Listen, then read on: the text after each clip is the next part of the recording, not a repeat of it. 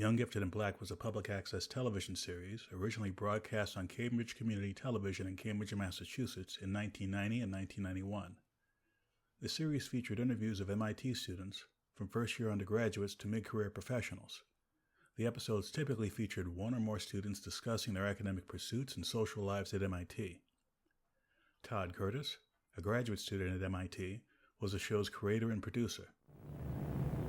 Hello again. This is Todd Curtis with Young, Gifted, and Black. This week we'll have interviews with two people. Bernard Loyd, who last year completed his PhD in the Department of Aeronautics and Astronautics, and this year is completing his Master's in Management from the Sloan School of Management. We will also be talking to Cynthia McIntyre of the Department of Physics, who has recently completed her PhD. Our first interview will take place in the office of Cynthia McIntyre. While a student, her research concentrated on the properties of semimagnetic materials. I'm going to talk a little bit about the research that I've been involved with over my PhD period. My work is in semimagnetic semiconductors. Those are basically semiconductor materials such as, a semiconductor is something like silicon or gallium arsenide. These are materials you probably may have heard of. People make transistor chips from them. And semiconductors have the property where they do not conduct electricity at T equal to 0, but as you warm the material up, you'll find that the material can carry current. And this is why they are called semiconducting. They are not always conducting under all circumstances. So semimagnetic semiconductors are semiconductors that have had some magnetic materials placed in them, either manganese or iron or cobalt. And once you introduce this these magnetic ions into the material, then you've changed the properties of the material. They now take on magnetic characteristics that they ordinarily would not have. And with the introduction of, say, manganese into the material, you have various types of interactions that occur between the magnetic ions, which affect the properties of your materials. So one of the things that I want to just show you some plots that I've done involves looking at the interaction between two magnetic ions and asking what effect does that interaction have on the material. Now, you'll find that if you look over at my screen here, that with the introduction of magnetic ions into the materials, you'll find that there are energy levels associated with the interaction between those magnetic ions. And what I have plotted here in these various colors are the energies associated with a magnetic pair of manganese ions, and what we're looking at are the energies, or the isotropic energies, associated with a pair. Say what the X and Y axes are. Sure.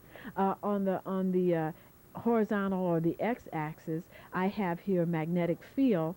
When you place magnetic ions in a magnetic field, you'll find that their orientation, that the orientation of the magnetic ions is affected by the presence of a magnetic field. So I have a magnetic field here on the x-axis, and on the y-axis I have the energy associated with the pair of manganese in this case. Here is the 0 of energy. This is when the two manganese ions are anti-parallel. They have an orientation with respect to one another as well as with respect to the magnetic field. So when there's no field, the manganese pair are anti-ferromagnetically aligned. One spin is up, the other spin is down, and that's the 0 of energy. However, if the orientation of that manganese pair is changed, you can find that the energy for those pairs it changes by 2 units, by 6 units, and so forth. So as you increase the magnetic field, you'll find that these energy levels start to split up here, that the energy level at 2 breaks up because there's a degeneracy. There's some additional information about these spins that comes into focus once you have a magnetic field applied. And you can see that these energies, whereas they were all together, this red, this blue, and this dashed blue line were all coalesced when the magnetic field was 0. They now start breaking up as the magnetic field is increased. So this is typical. This happens. You'll see this kind of pattern occurring for any two antiferromagnetic pairs, which manganese pairs form, and you'll see that the degeneracy at the energy levels breaks up as you increase the magnetic field. Now, what I'm interested in is what happens when these energy levels start to cross. You'll see there's a crossing in this area. There's a crossing of this yellow line with this blue dashed line down here. What happens when these two levels cross? Now, a physical system will always want to go to a lower energy state. It prefers to be in its lowest energy state. So when these two lines cross here, you'll find that what used to be the highest energy state is now the lowest energy state. So the question becomes, what happens at this intersection? What happens at the intersection here when this higher energy state becomes the lower energy state? So what I'm going to do now is change the picture and show you what happens, what can happen at these crossings here in particular.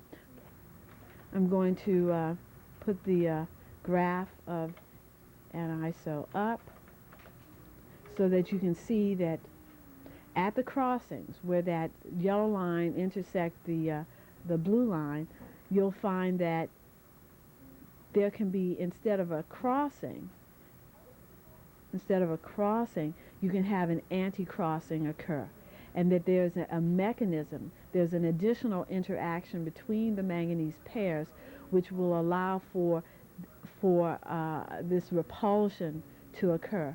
And that's called the Jalashinsky-Maria interaction. So my work has focused on looking at interactions that would allow for a coupling between those two states which initially existed, and you can see that through the coupling that you actually get a repulsion, that the highest energy level now becomes the 0 of energy, and the 0 level starts changing, and you can see that you slowly have further decrease in the energy of the system through this interaction.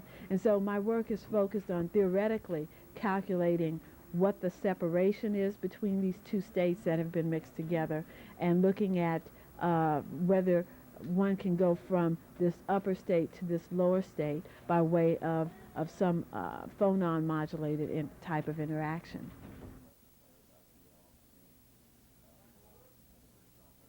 While spending many years uncovering the mysteries of semimagnetic materials, Cynthia has also taken much time and effort to speak out and encourage other physics students to follow her example and to pursue a PhD in physics.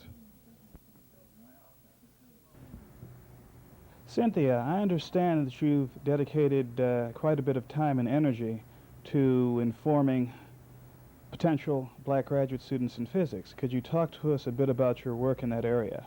Okay. For the past 4.5 years, I have organized a conference for black physics students. The idea, the motivation behind this was that we felt, and by we I mean a group of black graduate students at MIT in the physics department, felt that there was some very important information that wasn't getting to undergraduate students majoring in physics out there in the hinterlands. So what we decided to do was have a conference and bring undergraduate students and graduate students together and some professional physicists so that they could hear about career opportunities. And the first conference happened, I think, in the spring of 86, 87. And we had approximately 35 students attend that. Over the years, we've gone from 35 to 68 to 120 to over 100 this year. So our conference has been very successful. And what we try to do is give students information that they aren't getting at the undergraduate level, such as what's necessary in order to get into a graduate program in physics. Are GREs important? How important are grades? What is the significance of having done summer research? So we try to give them that information. And we also give them information about various graduate programs. And each graduate student certainly can give information about the program in which they are involved.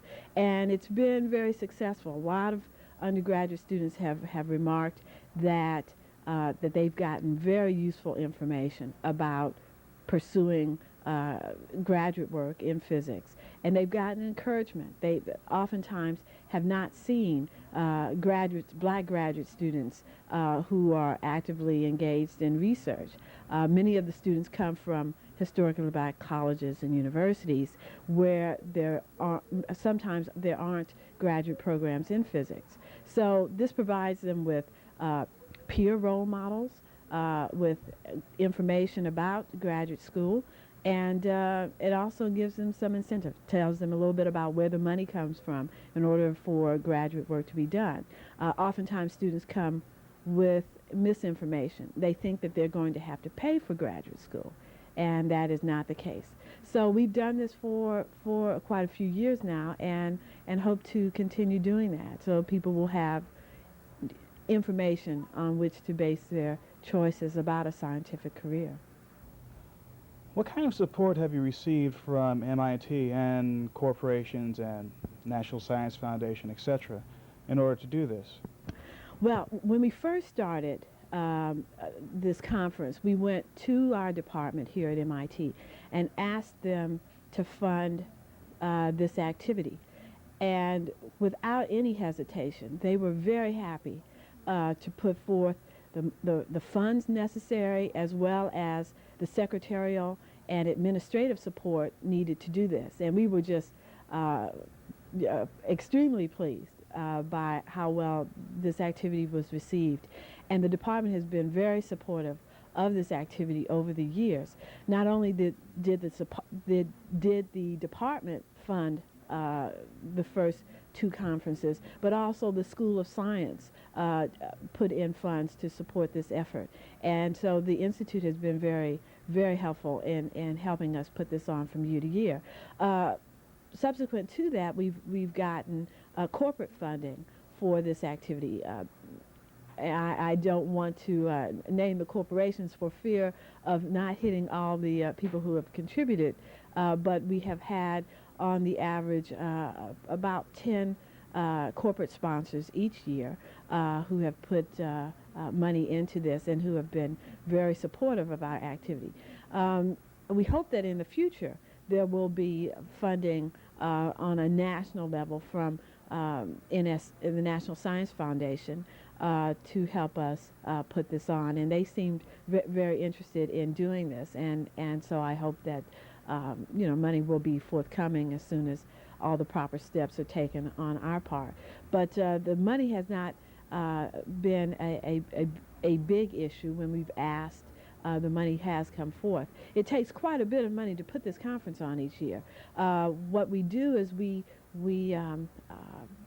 reimburse students for their travel, depending upon what type of institution they come from. So in addition to that, their meals and housing are totally taken care of while they're at the conference. So it tends to be a fairly expensive activity to put on each year. But so far we've been successful in raising the funds for this. In addition, let me just say that each year the conference is held at a different university, and that host institution also comes up with funding for it. And for the past 2 years, we've had NASA come in with substantial support for the conference when it's been held at various sites. If you could talk to us for a bit about the motivation for you to be a scientist, or for that matter, the motivation for anyone to be a scientist? One question probably people are asking, well, why should we encourage people to do physics or science, or black students to do physics or science to begin with? And that's a very good question, and probably, you know, something that comes to most people's mind is that, well, the country needs to make sure that we stay innovative and competitive industrially as we go into the 21st century. However, you know, I'm not sure if that is sufficient motivation to get a student who may be a high school or junior high student to commit or to decide to become a scientist at that point in their lives. I think really what you have to ask a student and get a student to think about is whether they like science, whether they enjoy the process of discovery, of investigation, of possibly using mathematics. Does that excite you? Does the scientific process of asking why is it that you know, that the table is hard, that the floor is hard, and that water is not hard? What are the properties that are important to bring about this hardness of a material versus the so-called softness of something like water or some other substance, jello or whatever? And if that's the kind of thing that interests you, that asking the questions of why are things the way they appear to be, then that's might be a reason for you to get into science. If you wouldn't be bored or by that kind of inquiry, and you find that interesting, then that's a reason to consider being a scientist, that you enjoy trying to find out about the universe, about the world, and that's something that you might decide you want to pursue. If that is the case, then what we want to do is try to encourage you and to point you in the direction so that you can be successful in that endeavor. And sort of as a follow-up to that, in fact, you will be contributing very positively to the growth and development of the U.S. In that regard. But I think the motivation has to be inward, that I find this to be an interesting activity that I can devote my life to, that I would not mind pursuing as a lifelong career. And I think from that you can say, and in addition to that, there's going to be benefit to the society at large. There's going to be benefit to the black community, and you can go from there. And so that's one of the things that we try to get people, particularly undergraduates who are majoring in physics, to focus on. If this is something that you enjoy and you can get some personal satisfaction from doing this, and I think people have to find satisfaction in what they do to be successful at it, then we try to make sure that they are given enough information and enough encouragement to go on and pursue that and to make that a lifelong goal. If a student were to, like yourself, desire to pursue and receive a PhD in physics, what route academically would that person take, and what would that entail in terms of the kind of work that they would be doing for that period? To get to the end point of the PhD in physics. And one question is, why is the PhD necessary?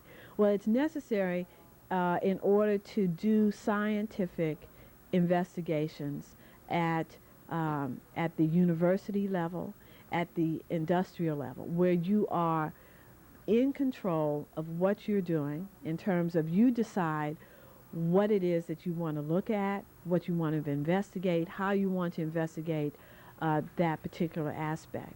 It's necessary at that level. The PhD gives you tremendous control over that type of environment, more control than you ever would have at the bachelor's level. So to get to that end point of having the PhD and becoming a research scientist, what one has to do is pursue an undergraduate degree in physics, a bachelor's degree. That'll be 4 years of activity, during which you will have required courses for the bachelor's degree in physics, and then you will have some degree of flexibility to let you decide on courses that are in the physics discipline, but will allow you to choose a specialty, so to speak, within physics. It could be solid state physics, it could be astronomy, it could be particle physics. So probably around your third year,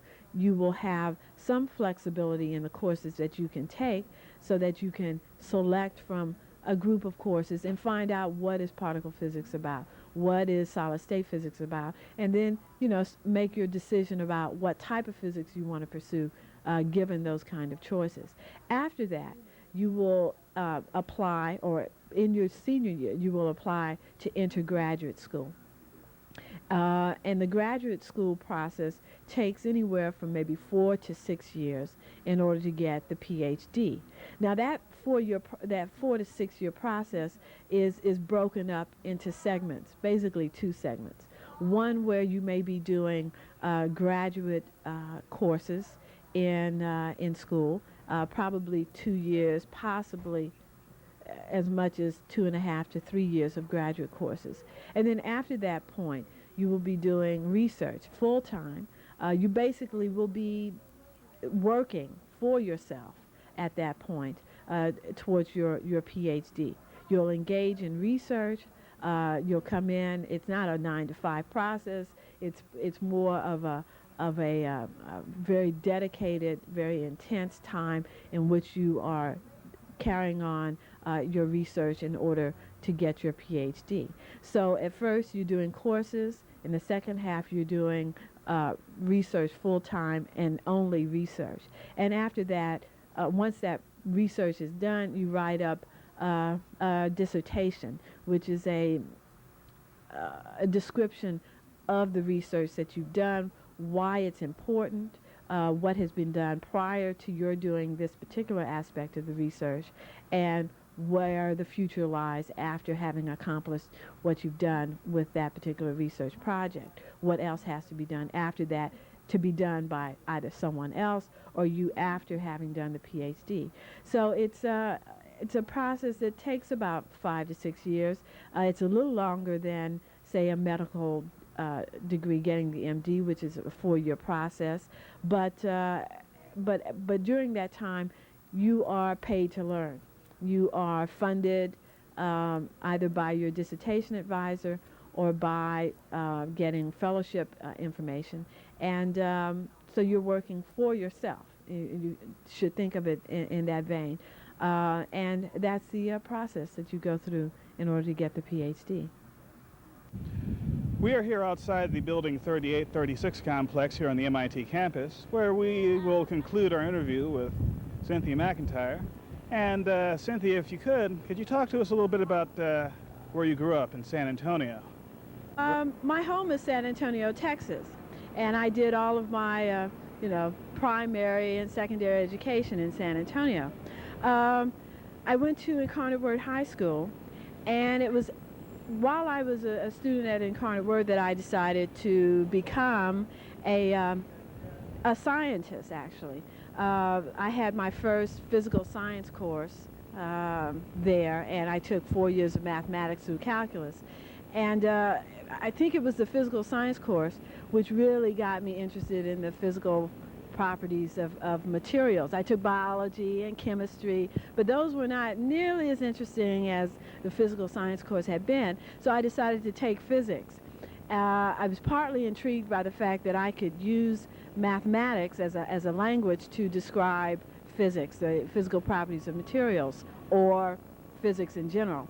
And so I decided that, I think I'd like to become a scientist, since that was something that really interests me. At the time, I thought that I might become a physician because that's all I knew. I mean, I'd only been introduced to teachers and physicians and attorneys you know, and that's sort of the standard kind of folks that I ran into during my childhood. I never ran into any physicists. I never ran into scientists in general. So I never knew what their lifestyle was like.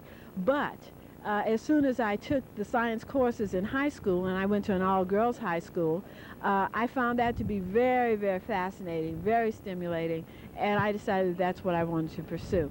So I went from San Antonio to being an undergraduate at the University of Texas at Austin. And it was there that I started majoring in physics, I guess the end of my sophomore year, because I actually thought that I'd become a physician first, but that was not really what I wanted to do. And I've been studying physics ever since that time. I'm a graduate student, or was a graduate student, here at MIT. I just finished the PhD process a month or so ago.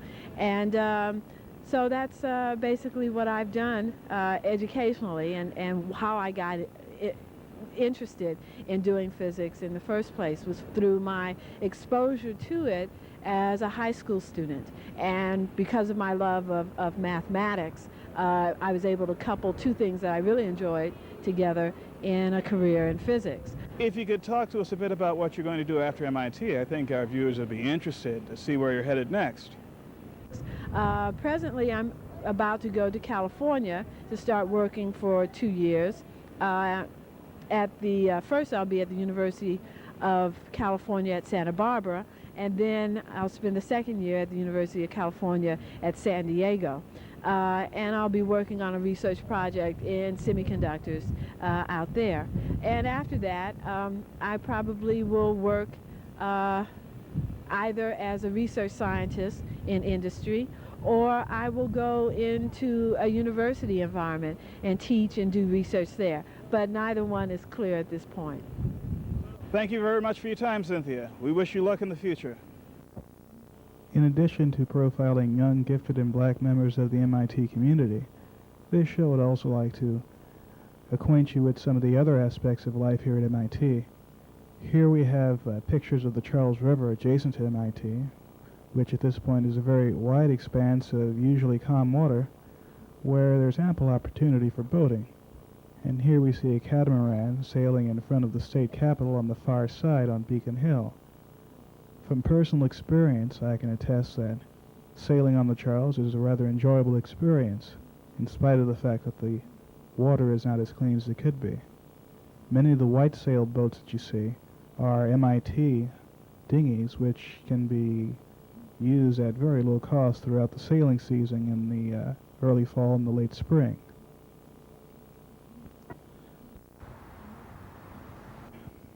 Bernard Loyd is an outstanding individual. Not only has he received his PhD from the Department of Aeronautics and Astronautics, but he's also received his Master's of Management from the Sloan School, known as an MBA in other circles. He will be going on to McKinsey & Company in Chicago as a management consultant, and I'm sure he'll do very well. Bernard Loyd came to MIT as a transfer student and has been here continuously since then. I believe it would have been about 7 years ago. We'll get the full details on that shortly. And he has done a variety of things outside of academics. Of late, he's been elected to the Board of Trustees of MIT. Rather unusual position for anyone, and especially for someone fresh out of graduate school like Bernard. Now, you have a varied background when it comes to your childhood growing up. I understand you grew up in part in Germany, Chicago, and in Africa. Give us a little bit more detail about that. Sounds rather interesting. Well, I think I had a very interesting kind of childhood, an interesting time growing up. Although when you're a kid, you kind of grow up wherever you grow up. You really don't think about it very much. But I was born in Chicago, and my mom is German. My dad, U.S. American, and my parents got divorced soon after I was born, about a year or so after I was born. And my sister and I and my mom went back to Germany, spent about 5 or so years in Germany, first 2 years of grade school. And then my mother decided that she wanted us to live in Africa. And it so turned out that she had friends, a couple who had both studied medicine in West Germany and who were from Liberia. So after they returned to Liberia with their family, we very soon followed. And this was back when I was 8 years old, 1970. I went to Liberia in June and July. They enrolled us, my mom enrolled me and my sister at elementary school in Liberia. We learned English very quickly. As a result, we stayed with these friends of ours. And I went to elementary school, 2nd through 6th grade, and then junior high and high school in Liberia, which was a good experience, very good experience. In my case, I went to a Catholic school, a fairly small class. Didn't have many of the things that are probably available in the United States as far as curriculum or equipment. I never saw a calculus class before I got to college, but I had a very good basic education. I took 4 years of math, which was crucial. I took the basic English that I needed. I took history. I took a very core curriculum of courses. I took typing, which turned out to be very helpful. And I was involved in the athletic programs. I played basketball for several years. As a senior, I coached my school's junior varsity basketball team, which was very interesting. And I was involved in a lot of the student government activities. So by and large, although my sort of academic experience in Liberia wasn't what I might have gotten if I'd gone to any number of American schools, it gave me a very broad background on which to build on once I got to college. In addition to that sort of academic background, I used the opportunities that I had to get involved in lots of other things. Basketball, varsity basketball, even coaching at one level, a number of student activities where the students, including myself, had to make fairly significant decisions as far as governance, as far as fundraising, and any of a number of things. And it really prepared me for what I was to see at Cornell and at MIT. The competition was intense. Although we worked together a lot, we also competed against each other. By and large, I think it really prepared me for what I was to see. With all that's going on in Europe right now, with the unification of Germany and other changes in Eastern Europe, how important do you think having a multicultural aspect or a multicultural angle on world events is these days for someone like yourself and other people coming up, young people coming up through college and graduate school? Another thing, my sort of youthful experience, or my experience in my youth did for me, is just exposed me to a wide range of things, wide range of cultures, a couple of languages. My first language was German, because I got to Germany when I was about a year and a half old, and my mom is German. And my second language, and when I moved to Liberia, was, of course, English. When you're a kid, you learn languages very quickly, and as soon as I got to English, they sort of threw me into the pool and said, learn English, and my sister and I both learned English very quickly. I think that's going to help me in the future, both sort of the array of cultures as well as sort of specific experiences with different languages, because the world is becoming, in some sense, smaller each day, in the sense that there's much more communication between different parts of the world, whereas, say, 20 years ago, the United States really didn't have to care very much about what was happening in Europe, what was happening in Africa, what was happening in Japan. Now that's very different. While 20 years ago there wasn't much trade, now there's a whole lot of trade. And what those countries decide to do as far as, for example, their finances, whether they decide to increase or lower their interest rates, has a very big impact on the United States. So I'm in a position where I've lived in a couple of other cultures where I speak German, a little bit of French, and where I think I have some sense for what people in other areas of the world, or how people in other areas of the world think about themselves, think about the problems in the world, in their environments. And in the next few years, I will be working with a consulting firm, McKinsey & Company in Chicago, in which case, where I'll have I'll play a number of roles.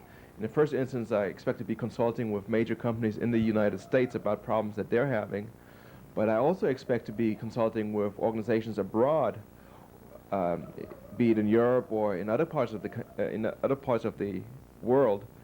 And I think this experience will give me a better background to think about the problems that they're having, to integrate different divisions of a company in some conceptual sense, to relate one problem to another perhaps, to figure out how one problem affects another and how the solution might be approached, because you can't solve one problem and in isolation with all other problems. All of these issues tend to be tied together. So I think my background is going to help me do that, because I've been forced to think in other ways, and I know people don't necessarily share one point of view about the world, whether it be about Gaddafi in Libya, who is a hero in many parts of Africa, but a villain in the United States, or whether it be about any other number of issues. Later on, Bernard discussed his research in the Department of Aeronautics and Astronautics and how he plans to build on that knowledge in the future. My PhD is in computational fluid dynamics, and essentially what that means is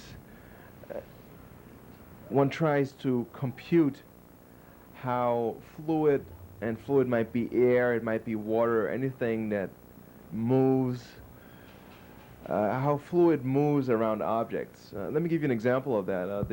The Taurus Sable cars are known for what people refer to as their aerodynamic look. Well, they're called aerodynamic because, presumably at least, they have very little wind resistance as they move through the air. That is,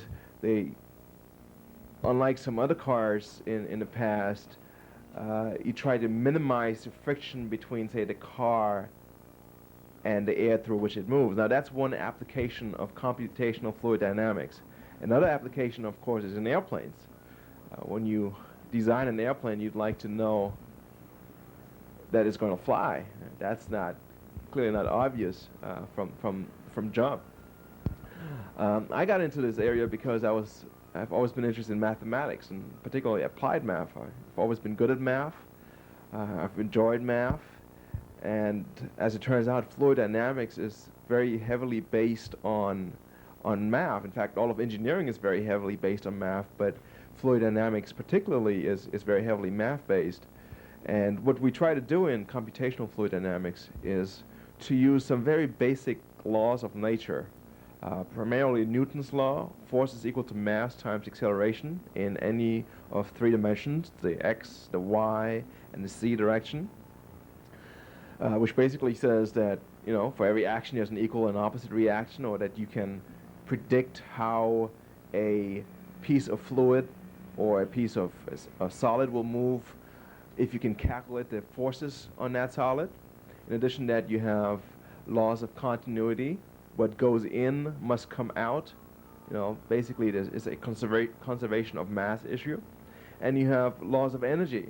Energy has to be conserved, conservation of energy.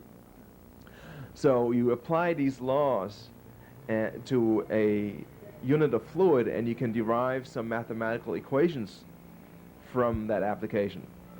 As it turns out, those equations are very difficult to solve. However, if you apply computers to their solution, you can make some headway.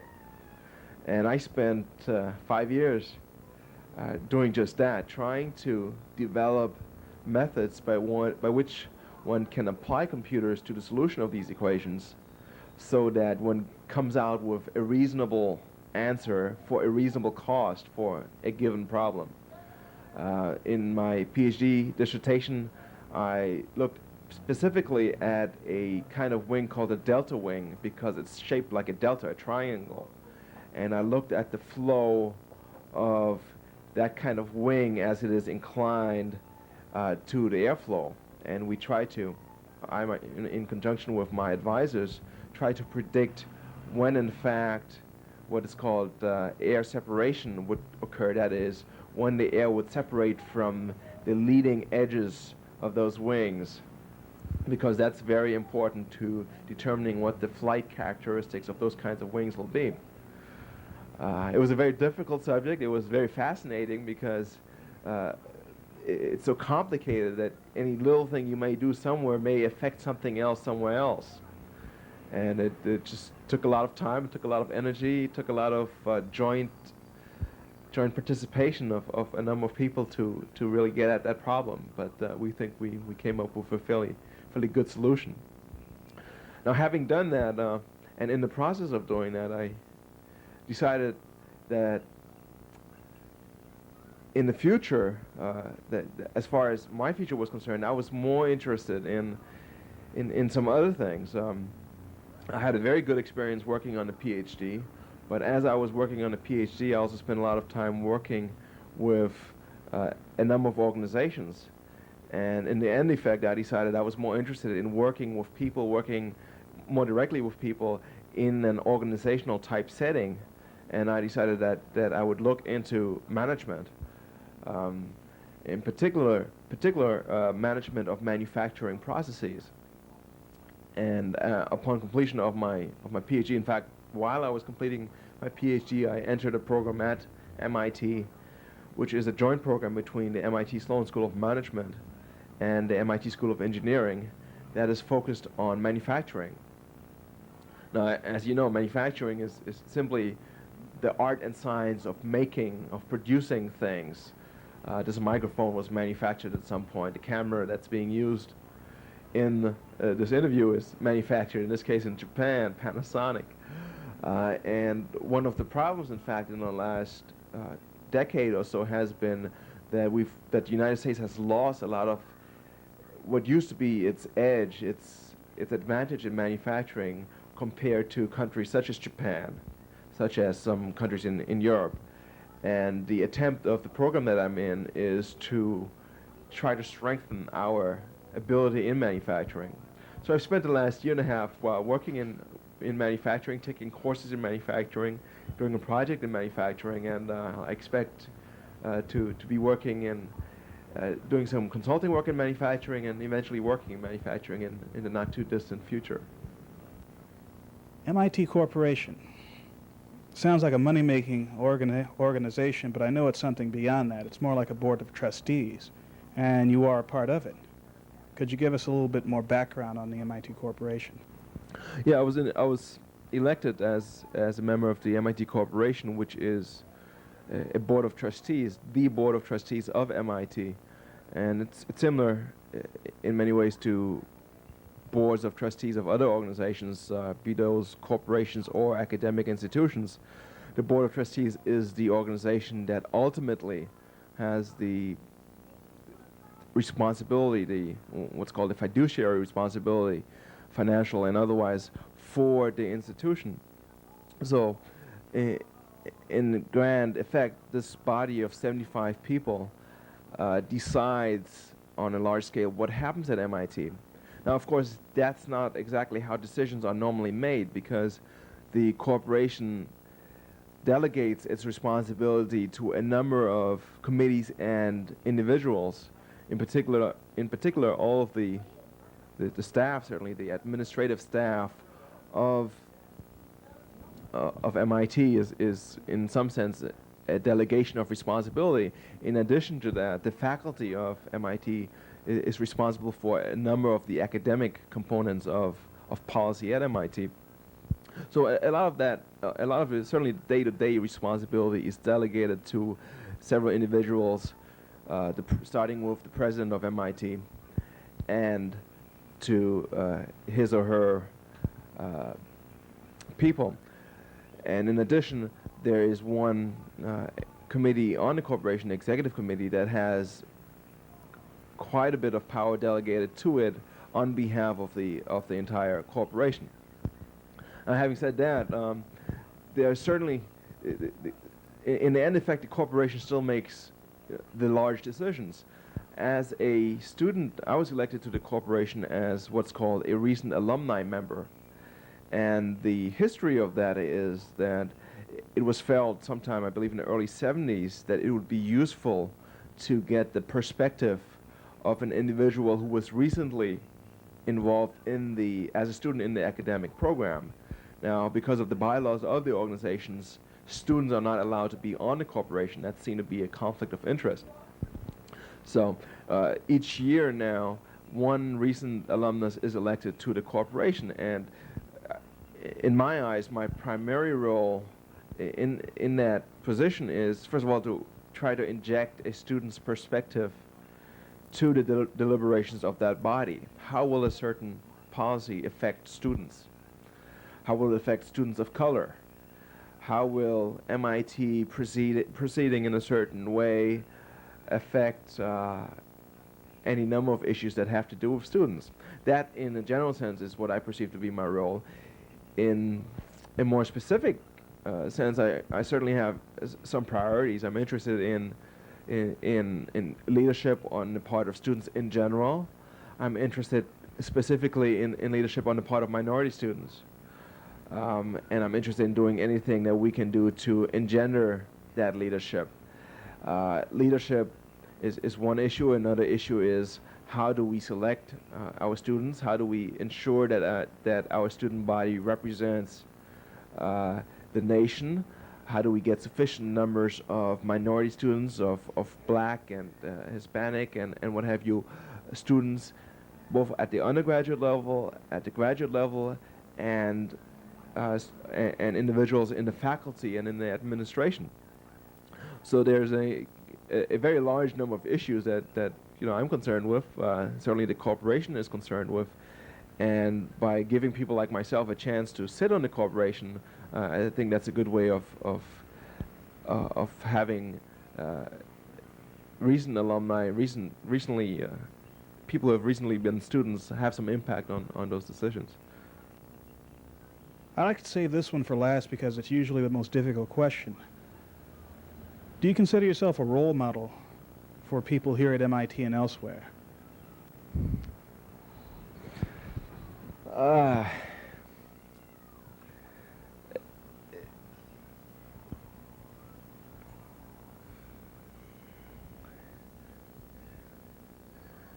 I think about being a role model sometimes. One incident that happened recently that brought this back to my mind was I was sitting on the stairs of the student center, and this was during my campaign, if you will, for MIT Corporation, and sitting there talking with some friends, and as it turns out, another person who was also a candidate, another black person who was also a candidate for nomination to the corporation, walked up and we started a discussion. And this person is somebody who just finished his master's degree in mechanical engineering, so who's a few years behind me.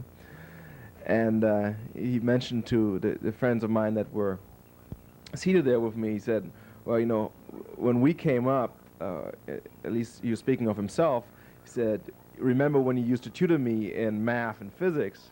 And for a number of years I tutored in the undergraduate in the Black Students Union tutorial program, and he had been one of my students. He said, yeah, you were a role model back then. And I didn't say very much. I smiled, and it gives you a good feeling. But in thinking about that, what I thought was, it's true, and I hope it's true, that I was able to serve as a role model, and I was also able to help people back in those days. The valuable thing about the whole thing, though, is that he is now doing the same thing. He has been a tutor now in mechanical engineering and in the math and core math and physics courses. And so what you have there is that the generations kind of rotate. I was, one generation, and I tutored the generation of students that came after me, he being one of those, and now he's doing the same thing. We're helping each other. And although I may not get any direct benefit from having been his role model, because certainly he didn't pay me, I am getting a benefit in the sense that he is doing the same thing to people, to students who have come after him. And to me, that's one very valuable part about that experience and about him coming up and saying what he did to me. That's one level of role model. I think it's important for all of us who get into who have the opportunity to do some of the things that I and others have done to be in the position to serve as role models. One of the things that came along with being elected to the corporation was, of course, some publicity, and I'm somewhat ambivalent about that. In the first instance, because I can do without it. I don't need to see an article written about me in a paper. On the other hand, and this is the reason why I in fact encourage it, is I think it's very important that other young people, especially young blacks and young minority people, see people like themselves who have been able to achieve some things, who have been successful at least to some small point in their careers, and to have that as a role model.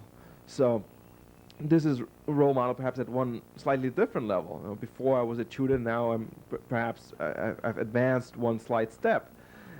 What that means is that, what it means to me is that at every stage in life you have the opportunity to serve as a role model. When you're in high school, you can well be the role model to your little brothers, your little sisters, friends in the neighborhood, people who may be in school or may not even yet be in school. When you come into an undergraduate program, as you know, hopefully you will, or when you start a job, you have the opportunity to be a role model to a different set of people. When I go back to my hometown, I invariably go back to my high school, and I talk to my high school, to you know, the students in the high school about some of my experiences. But overall, I just think it's important that as one takes a small step forward, one remembers that the lessons that one learned in making that small step perhaps might be useful for people, for students or others who will at some point hopefully take the same step, and that therefore it's useful, and it's a responsibility even to try to do that, to try to pass on that knowledge, to try to serve as a positive role model for others who will come after you. Thank you very much for viewing Young, Gifted, and Black. We hope you enjoyed our show, and this is Todd Curtis saying see you next week.